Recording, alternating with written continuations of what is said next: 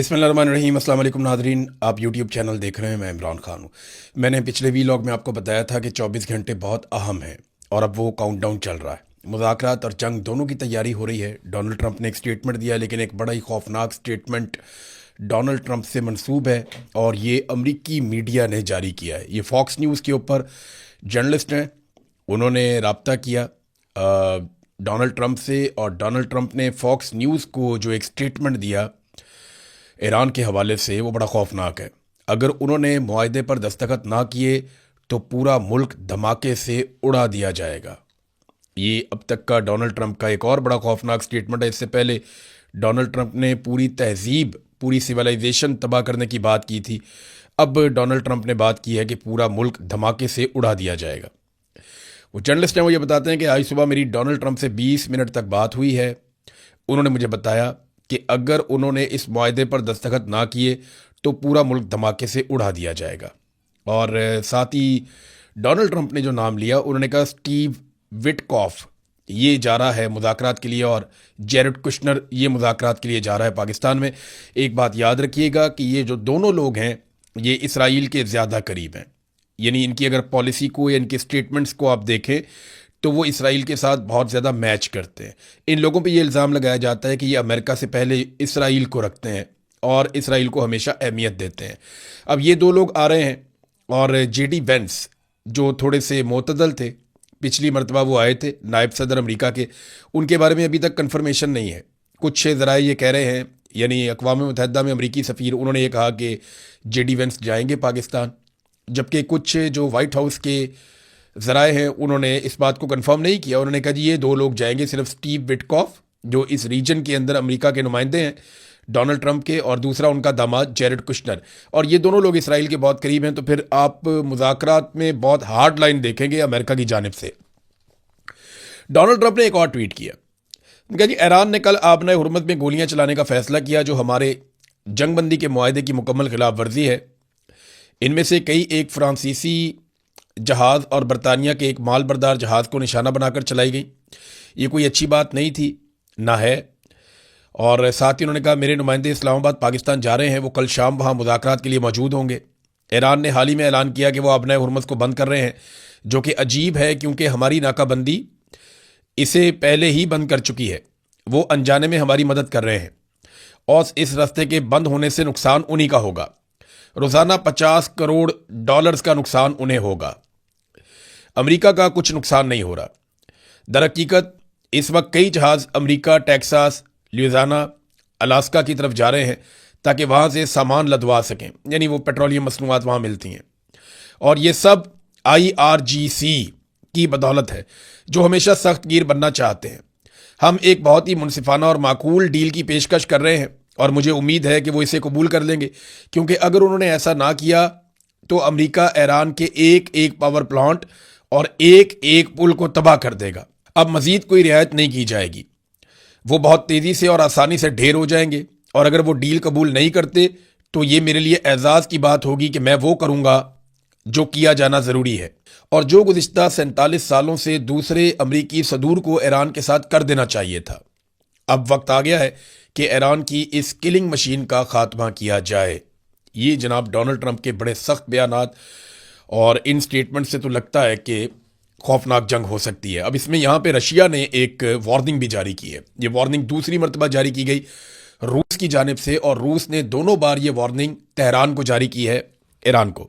Moscow की जानिब से तेहरान को दूसरी बाकायदा वार्निंग। पेंटागन सफारती बयानात के बावजूद खित्ते में अपनी फौजी मौजूदगी में तेज़ी से इजाफा कर रहा है। तकरीबन 50,000 फौजी एहलकार, जिनमें डेल्टा यूनिट्स और 82वीं एयरबोर्न डिवीज़न शामिल हैं, बराह रास्त मुदाखलत के लिए आमादगी जाहिर करते हैं। तकरीबन 500 तैयारों की तैनाती का मकसद तनाज़े के आगाज़ में मुकम्मल फ़ज़ाई बर्तरी हासिल करना है। तैयारा बरदार बहरी जहाज़ जॉर्ज बुश और स्ट्राइक बहरी जहाज़ों की नकलो हरकत बहरी नाकाबंदी मुकम्मल होने की निशानदेही करती है। इस वक्त का इंतखाब अब जंगबंदी के खात्मे के साथ मुताबिकत रखता है, जो कि मुमकिना तौर पर कशीदगी में इजाफे की तैयारी का इशारा है। तो हमें एक बात याद रखनी है, या तो ईरान को यहाँ पे अमेरिका के साथ एक मुआहदा करना पड़ेगा और डोनाल्ड ट्रंप को कोई फेस सेविंग देनी पड़ेगी। बसूरत दीगर डोनाल्ड ट्रंप एक बहुत भरपूर और खौफनाक अटैक कर सकता है ईरान पर।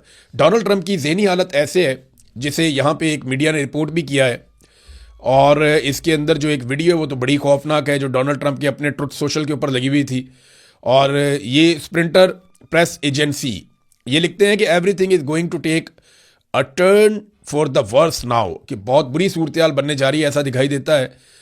Trump seems to have lost control, शायद ट्रंप जो है वो ऐसा दिखाई दे रहा है कि वो हवास बाख्ता हो गया है, या उसका खुद पे से कंट्रोल खत्म होता जा रहा है। और डोनाल्ड ट्रंप ने 1 घंटे से भी कम वक्त में 47 पोस्ट कर दी हैं। यानी ये उसका अपना सोशल मीडिया है, वो ट्विटर के ऊपर पोस्ट नहीं करता, अगर कभी करता है तो वो अपना जो ट्रुथ सोशल है वहां से उठा के सोशल मीडिया पे डालता है। तो ट्रुथ सोशल के ऊपर डोनाल्ड ट्रंप ने जो पोस्टें की हैं वो 47 है, 47 पोस्टें उसने कर दी 1 घंटे से भी कम वक्त में। पाकिस्तान में सबसे तेज रफ्तार जो ट्विटर के ऊपर पोस्ट करने वाला आदमी है वो सिद्दीक जान है। सिद्दीक जान भी कभी 1 घंटे में 47 पोस्टों का रिकॉर्ड शायद कायम कर सके, लेकिन डोनाल्ड ट्रंप की फ्रस्ट्रेशन की ये इंतहा है कि उन्होंने अभी जो पोस्टें की हैं वो 47 हैं 1 घंटे से भी कम वक्त में। अब ये चीज़ें बता रही हैं कि खत्ते में होने क्या जा रहा है। बड़े पैमाने पर अमेरिका अपनी कुव्वत बढ़ा रहा है। इस पर मैंने अभी आपको रशिया का एक स्टेटमेंट सुनवाया, उन्होंने जो वार्निंग जारी की है वो मैंने आपको बता दी, और डोनाल्ड ट्रंप के जो बड़े बयानात हैं, जो बड़ी धमकियां हैं, वो भी मैंने आपके सामने रख दी हैं। पाकिस्तान के लिए एक और बड़ा चैलेंज खड़ा हो गया, पाकिस्तान के अर्दली वज़ीर आज़म के लिए, क्योंकि वो ग्रेट लीडर कहते हैं डोनाल्ड ट्रंप को। तो डोनाल्ड ट्रंप ने कहा जी लोग कहते हैं मैं अजीम हूं, लेकिन मैं अजीम नहीं हूं, मैं अजीम तरीन हूं। यानी आज के बाद शहबाज शरीफ के लिए नया इम्तिहान है कि लफ्ज़ ग्रेट इस्तेमाल नहीं करना, लफ्ज़ ग्रेटेस्ट इस्तेमाल करना है डोनाल्ड ट्रंप के लिए, और उन्हें यही लफ्ज़ अब इस्तेमाल करना पड़ेगा। ये नाज़रीन एक तस्वीर देखें आप, ये मैंने स्पेशली आज आपके लिए निकाली है, खबरें बहुत ज़्यादा हैं इसलिए मैं आपको जल्दी जल्दी बता रहा हूँ। ये देखें जनाब तस्वीर, आप इस तस्वीर में आपको पाकिस्तानी डिक्टेटर नज़र आ रहे हैं। ये देखें, जनरल ज़िया रेगन के साथ, अयूब खान कैनेडी के साथ, बड़ी मुस्कुराहटें, बड़ी खुशियाँ, चेहरे तमतमा रहे हैं। मुशर्रफ बुश के साथ, याह्या जो है वो निक्सन के साथ, और आसिम मुनीर ट्रंप के साथ। अब आप गौर करें कि ये जितने भी पाकिस्तानी मिलिट्री सरबराहान हैं, इनको अमेरिका इतनी अहमियत क्यों देता है, और ये सारे टिश्यू पेपर की तरह इस्तेमाल हुए हैं। बाद में इन्होंने पूछा भी नहीं, कभी अमेरिकन इनकी कब्रों पे भी नहीं आए, कभी अमेरिकन इनका बाद में पूछने नहीं आए, इनके खानदान को पूछने नहीं आए। लेकिन जब तक ये इक्तदार में रहे, ये आंख का तारा बने रहे अमरीकी सदूर की, क्योंकि वो इनके जरिए से अपने काम निकलवाते रहे हैं, और इन्हें बहुत सपोर्ट किया गया अमेरिका की जानिब से, हालांकि ये सारे डिक्टेटर्स थे। तो आज भी हम वही चीज़ें होती हुई देख रहे हैं। अमेरिका पाकिस्तान में एक जालिमाना रिजीम को सपोर्ट कर रहा है। हालांकि उम्मीद ये की जा रही थी डोनाल्ड ट्रंप से, और उसने वादा भी किया था पाकिस्तानी सपोर्टर से, पाकिस्तानी जितने भी ओवरसीज हैं उन्होंने ज़्यादातर ने डोनाल्ड ट्रंप को सपोर्ट किया था इस वादे पर कि उसने कहा था मैं पाकिस्तान में रूल ऑफ लॉ के लिए कोशिश करूंगा। लेकिन डोनाल्ड ट्रंप ने जिन लोगों ने रूल ऑफ लॉ की धज्जियां उड़ाई उनके साथ एक नेक्सस बना लिया। अब सूरत हाल बिल्कुल मुख्तलिफ है। एक और चीज़ नाज़रीन, जहां अब अमेरिका अपनी खित्ते में कुव्वत बढ़ा रहा है ना, अमेरिका को एक और आदत है कि वो शो ऑफ करता है। अमेरिका बताता है कि ये उसकी कुव्वत है, इसके ज़रिए से वो दुश्मन के ऊपर रोब डालता है, वो धाक बैठाता है दुश्मन के ऊपर। वहीं जो है वो ईरान ने भी एक स्टेटमेंट जारी किया है। ईरान अपने हथियारों की नुमाइश इस वक्त तो नहीं कर सकता, उसकी मजबूरी है, लेकिन ईरान ने दुनिया को जो है वो हैरान तो की है अपने हथियारों के ज़रिए से, अपनी हिकमत अमली के ज़रिए से। इस वक्त ईरान ये रिस्क नहीं ले सकता कि वो अपने हथियारों को सामने लाए और इस तरीके से वो नुमाइश करे जैसे अमेरिका अपने हथियारों को पूरे रीजन के अंदर फैला रहा है, ऐसे वो अभी नहीं कर सकता। ईरानी पासदारान इनकलाब की एरोस्पेस फोर्स के कमांडर मजीद मूसवी, उन्होंने दावा किया कि ईरान ने अपने मिसाइल और ड्रोन लॉन्चिंग सिस्टम को जंग से पहले के मुकाबले में ज़्यादा तेज़ी और मौसर अंदाज में अपडेट कर दिया है और दोबारा मुकम्मल तौर पे फ़ाल कर दिया है। ये नूर न्यूज़ को उन्होंने एक इंटरव्यू दिया, उसमें उन्होंने कहा जनाब के, और एक वीडियो भी साथ जारी की, उसमें उन्होंने कहा कि जंगबंदी के दौरान ईरान ने अपने लॉन्च पैड्स और दिफाई इंफ्रास्ट्रक्चर की मुरम्मत की और ऑपरेशनल तैयारी को नुमाया तौर पर तेज़ किया है। मजीद मूसवी के मुताबिक ईरान के मुकाबले में मुखालिफ फरीक इस वक्फे से फ़ायदा नहीं उठा सका और अपना असले खाने को बहाल करने में नाकाम रहा, जिसके बायस उसे बैरूनी सप्लाई पर इन्हिसार बढ़ाना पड़ रहा है। उन्होंने कहा उनके मुताबिक जंग का यह मरहला मुखालिफिन के लिए नाकामी पर ख़त्म हुआ है, और साथ ही दावा किया कि खित्ते में आबनाए हुर्मुज़ लबनान और दीगर महाजों पर कभी मुखालिफिन को स्ट्रेटेजिक नाकामियों का सामना करना पड़ा। अब ये ईरान का दावा है, लेकिन एक चीज़ इसमें इंपॉर्टेंट है कि ईरान ने यह कहा कि उनके जो मिसाइल्स हैं या उनके ड्रोन्स हैं वो इंटैक्ट हैं और वो हमला करने की कैपेसिटी रखते हैं। अब नाज़रीन, एक मीटिंग पाकिस्तान में हुई है, मैं इसके बारे में आपको ज़रूर बताना चाहता हूँ, क्योंकि अगर आज मिलिट्री एस्टेब्लिशमेंट के खिलाफ कोई हुकूमत पाकिस्तान में होती या कोई पाकिस्तान में ऐसी हुकूमत होती जो पाकिस्तान की मिलिट्री एस्टेब्लिशमेंट के साथ किसी किस्म का इख्तलाफ रखती, तो पाकिस्तान में भूंचाल आ जाना था। भूंचाल किस बात पे आ जाना था, ये खबर है, और खबर कोई इस तरीके से दी गई है कि उसको गोल मोल करके देने की कोशिश की गई। खबर यह है कि औरंगजेब साहब हैं पाकिस्तान के वजीर खजाना, उन्होंने एक मीटिंग की है रोथचाइल्ड ग्रुप के साथ। ये रोथचाइल्ड कौन है? ये दुनिया की अमीर तरीन एक फैमिली है रोथचाइल्ड। इनका जो ग्रुप है, इसके अंदर जो सीनियर तरीन लोग हैं, उनसे एक मुलाकात की है फाइनेंस मिनिस्टर औरंगजेब ने, और इनकी टीम से मुलाकात करके जो प्लान सामने लाया गया है वो ये है कि पाकिस्तान को री एंटर किया जाए ग्लोबल कैपिटल मार्केट्स के अंदर। ये मामला क्या है, ये लोग कौन है? देखिए, अगर आज इमरान खान की हुकूमत होती या कोई भी ऐसी हुकूमत होती जिसे पाकिस्तान की मिलिट्री एस्टेब्लिशमेंट पसंद ना करती, तो रोले पड़ जाने थे कि यहूदियों के एजेंट बन गए, यहूदियों को बेच दिया, मुल्क फारिग कर दिया। रोथचाइल्ड कौन है, थोड़ा सा बैकग्राउंड मैं आपको बताता हूं। 16वीं सदी ईस्वी में जर्मनी का एक शहर है फ्रैंकफर्ट, वहां से इस खानदान का आगाज होता है। रोथचाइल्ड, इसका आज पूरी दुनिया में एक मशहूर नाम है इस खानदान का। इन्होंने बैंकिंग की बुनियाद रखी थी, जो जदीद बैंकिंग है। उसने अपने 5 बेटों को मुख्तलिफ दुनिया के जो यूरोप के बड़े बड़े ममालिक हैं, उनके बड़े शहरों के अंदर अपने 5 बेटों को इसी कारोबार में उसने लगाया था। और शुरू में इन्होंने फ्रैंकफर्ट में, पेरिस में, लंदन में, वियना में और नेपल्स में, हर जगह पे इन्होंने कारोबार शुरू किया। ये हाउसिंग का काम करते हैं, हथियारों का काम करते हैं, माइनिंग का, बैंकिंग का, एनर्जी का, फूड्स का, इंजीनियरिंग का, इंटरटेनमेंट का, क्लब्स का, क्रिप्टो का, शराब का, मवासलात का, टेक्नोलॉजी का, आलमी मालियाती कारोबारों में हर तरफ ये खानदान शामिल है। ये खानदान इतना ताकतवर है कि ये पहली और दूसरी जंग अजीम के बीच में या उससे आगे पीछे के टाइम में ये मुमालिक को कर्जे देते रहे। इनके पास इतने बड़े पैमाने पर सरमाया था। तो ये एक खानदान है जिसने इसराइल को भी खड़ा किया था। इसराइल जब बना ना, तो उससे पहले एक बहुत बड़ा मुआहदा है जिसको तारीख के अंदर हमेशा याद रखा जाएगा। वो बाल्फोर डिक्लेरेशन है। एक डिक्लेरेशन है बाल्फोर डिक्लेरेशन। ये जो डिक्लेरेशन है ये आर्थर जेम्स बाल्फोर ने लिखी थी, और ये एक डिक्लेरेशन जो भिजवाई गई थी वो रोथचाइल्ड फैमिली के उस वक्त के सरबराह लियोनल वॉल्टर को भेजी गई थी। लियोनल वॉल्टर, इसको ये भेजी गई थी डिक्लेरेशन, और ये लिखी थी बरतानिया के वज़ीर ख़ारजा ने। और इसके मुताबिक बरतानिया ने यह फैसला कर लिया था या ये डिक्लेयर कर दिया था कि फ़लस्तीन के अंदर यहूदियों की आबादकारी होनी चाहिए और उन्हें वहाँ जगह मिलनी चाहिए। सबसे पहले जो रोथचाइल्ड फैमिली है, इनके पास क्योंकि बहुत ज़्यादा पैसा था, तो इन्होंने बेशुमार ज़मीनें खरीदी फ़लस्तीन में, और वो ज़मीनें खरीदते गए और वहाँ पे यहूदियों की आबादकारी होती गई। फिर एक एक करके यहूदियों के काफिले वहाँ पे पहुँचना शुरू हुए और बड़े पैमाने पर वहाँ आबादकारियाँ हुई। तो इसराइल की बुनियाद के अंदर ये फैमिली रोथचाइल्ड शामिल है, और जितना इन्होंने इसराइल को सपोर्ट किया है और आज तक कर रहे हैं, कमाल सपोर्ट है सहयूनियों के साथ। यानी यहूदियों में 2 तरह के तबकात हैं। कुछ ये समझते हैं कि रियासत नहीं बनानी चाहिए, इसराइल गलत है, वो नहीं बनना चाहिए था।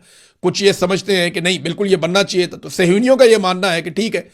तो ये इन्होंने बहुत सपोर्ट किया रोथचाइल्ड ने, और अब ये पाकिस्तान के साथ मईशत के मामलात को देख रहे हैं। तो इसका मतलब फिर आप समझ जाएं, यानी मुझे बज़ाहिर ऐसा दिखाई देता है कि इसराइल अब अपने फाइनेंसर्स के जरिए से पाकिस्तान को इस बात का यकीन दिला रहा है कि हम आपकी मईशत को भी संभालेंगे।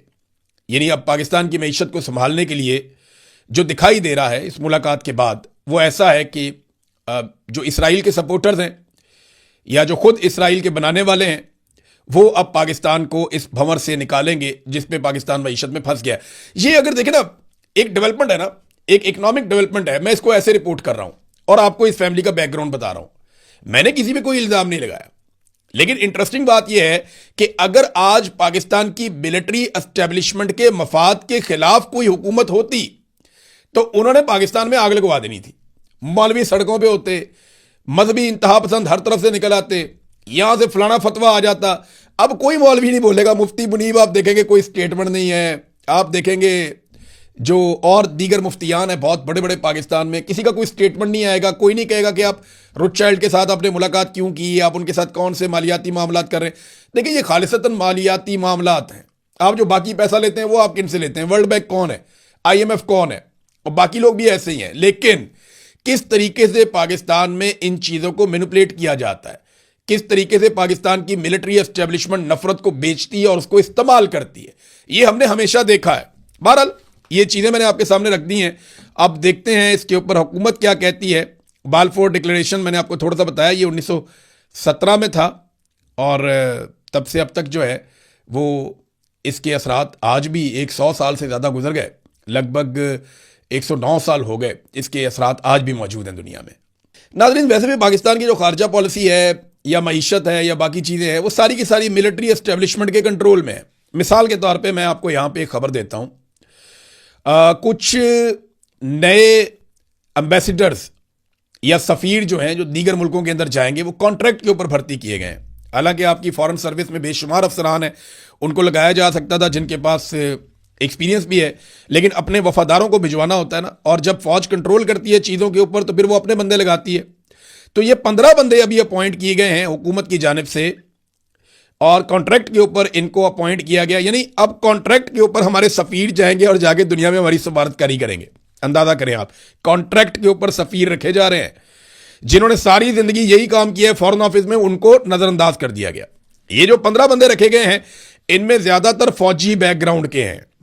यानी इनके अंदर बहुत सारे नाम है फौजियों के, मैं क्या नाम लूँ, लेकिन आपको मैं मुल्कों के नाम बता देता हूँ। नाइजीरिया के अंदर एक जा रहा है, एक जो है वो जॉर्डन में उर्दन में जा रहा है, एक जो है वो तुर्कमानिस्तान में जा रहा है, एक जो है श्रीलंका में जा रहा है, एक सीरिया में जा रहा है शाम में, और इसी तरह एक और फौजी ऑफिसर जो है वो जा रहा है वियतनाम में, एक कतर में जा रहा है, यूक्रेन में भी एक फौजी ऑफिसर ही है रिटायर जिसको भिजवाया जा रहा है, और इसके अलावा मालदीव्स के अंदर जो है वो एक रिटायर ऑफिसर जो है वाइस एडमिरल, उनको भिजवाया जा रहा है।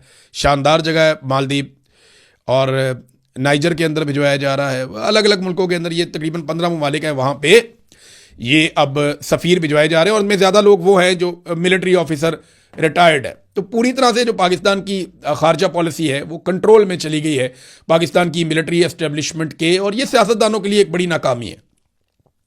अगर फ़ौजी बनाएंगे खारजा पॉलिसी और मईशत की पॉलिसी और दीगर इंटरनल पाकिस्तान के मामलात में, सियासी मामलात में मुदाखलत करेंगे तो पाकिस्तान कभी भी आगे नहीं बढ़ेगा। 4 कदम आगे बढ़ेगा तो 8 कदम पीछे आ जाएगा। आपको कभी कभी दिखाई देता है पाकिस्तान आगे जा रहा है, अच्छा भी लगता है, लेकिन फिर पाकिस्तान पीछे आ जाता है। वजह यह है कि इनकी पॉलिसी के अंदर कभी भी वो अक्ल और फहम नहीं होता जो एक सियासतदान की पॉलिसी के अंदर होता है। देखिए जिसके हाथ में बंदूक होती है ना उसका दिमाग थोड़ा सा कम काम करता है, ये बात मैं आपको बार बार कहता रहता हूँ। अभी देखिए ना वक्ती तौर पे छोटे मोटे फायदे के लिए ये जो अजीबोगरीब काम किया जा रहा है उसको भी आप समझिए। ये छोटा मोटा फायदा है ना, अभी इस जंग के अंदर जनाब हमारी वाहवाकारी हो जाएगी, हमें शाबाशी मिल जाएगी, लेकिन हम अपना लंबा नुकसान कर लेंगे।